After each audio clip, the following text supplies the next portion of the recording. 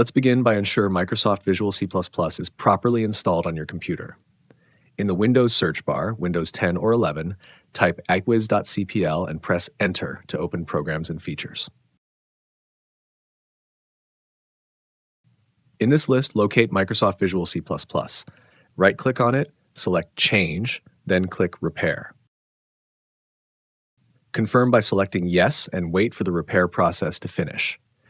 If you see multiple versions of Microsoft Visual C++, repeat the repair process for each one. If prompted, restart your computer. In case you don't see Microsoft Visual C++ in the list, you'll need to download it. Open your browser and in a new tab, search for Microsoft Visual C++ Download. You can find links in the video description for direct access to Microsoft's website. From there, download and install both the x86 and x64 versions. After installation, restart your computer. Now when you launch any application, such as Microsoft Teams, your MSVC p14.dll error should be resolved. I hope you found the video helpful. Don't forget to hit the subscribe, like, and share buttons. If you have any questions, drop them in the comments below.